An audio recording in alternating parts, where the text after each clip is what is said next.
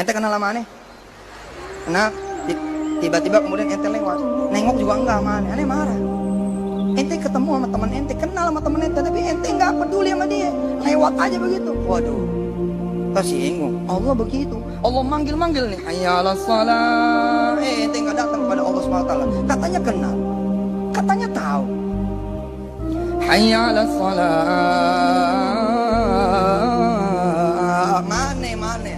Siapa ya? Tadi katanya nyari rizkiku, kok aku panggil nggak mau? Katanya tadi minta sehat, katanya tadi minta anak, katanya tadi minta jodoh, katanya tadi minta dilunasi hutangnya. Aku Rabbul Alamin manggil mereka semua. Qul may yaklaukum billaili wan nahari minar rahman. Nggak datang kita ke sana. Tapi ternyata kita nggak kenal Allah, nggak kenal.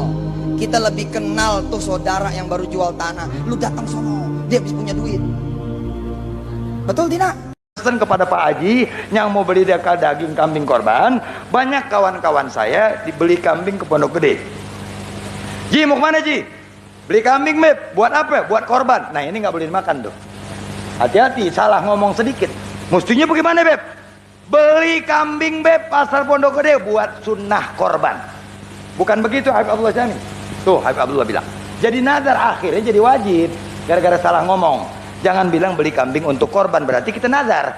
Jadi cuman sedikit omongan yang nggak apa-apa sih, yang nggak tahu. Tapi untuk sekarang perbaikin. Kalau orang nanya nih kambing buat apa? Buat sunnah korban.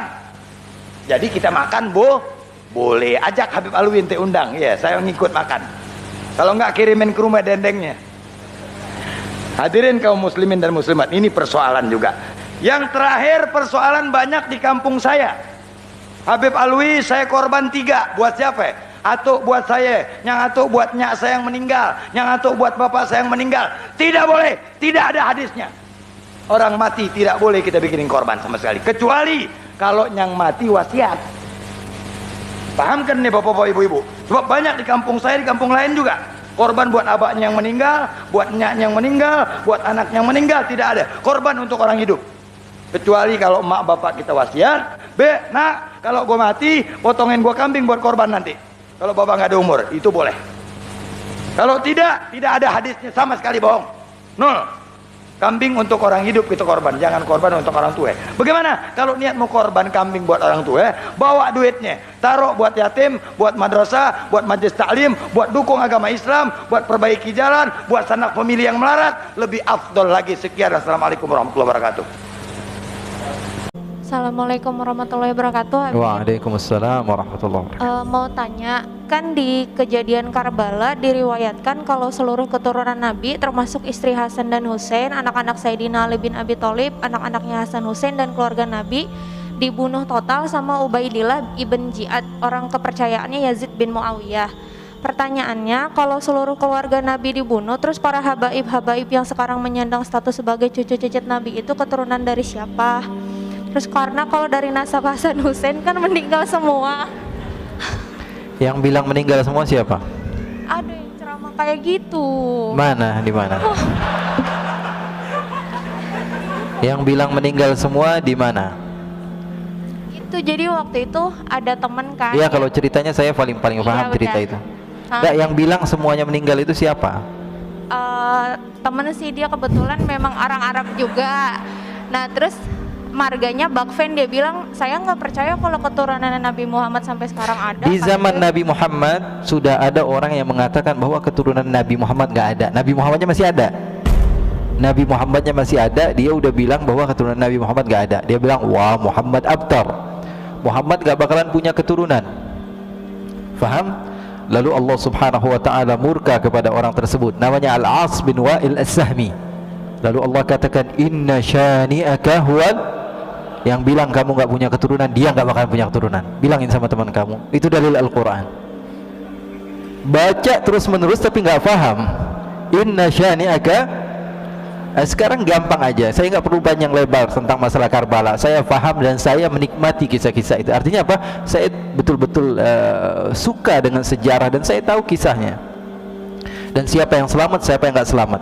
Ya, dibilang semua yang nggak selamat ya masalah itu ya Pak. Apa di dalam sejarahnya ada masalah. Ulama semua sepakat kok. Sekarang saya sebutkan hadis satu saja dari Al-Imam Ahmad bin Hanbal. Imam Ahmad bin Hanbal mengatakan bahwa nanti di akhir zaman akan ada Imam Mahdi. Hadisnya banyak, di antaranya riwayat Imam Ahmad bin Hanbal akan ada Imam Ukhti, ada Imam Mahdi, percaya atau tidak? Percaya atau tidak? Percaya. Dan ini harus kita yakini bahwa Imam Mahdi akan ada. Dan di dalam hadis tersebut dikatakan bahwa Imam Mahdi akan muncul dari keturunan saya. Percaya atau tidak? Namanya seperti nama saya, kata Nabi Muhammad. Percaya atau tidak? Dan dia dari keturunan saya. Sekarang kalau di akhir zaman ada keturunan Nabi, terus di zaman sekarang nggak ada keturunan Nabi, munculnya dari mana? Faham atau tidak?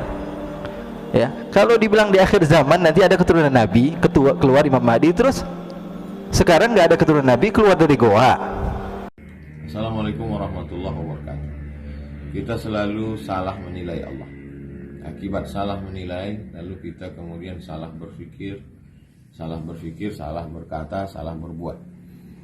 Kita menganggap kalau ada orang sakit, berarti dia sedang ditolak oleh Allah. Kalau ada orang miskin, berarti dia sedang dimurkai oleh Allah. Kalau ada orang susah melarat, berarti dia sedang, padahal tidak selamanya demikian. Kata Imam Al-Hasan Al-Basri, min alamati i'radillahi ta'ala 'anil 'abdi, di antara tanda Allah menolak seorang hamba,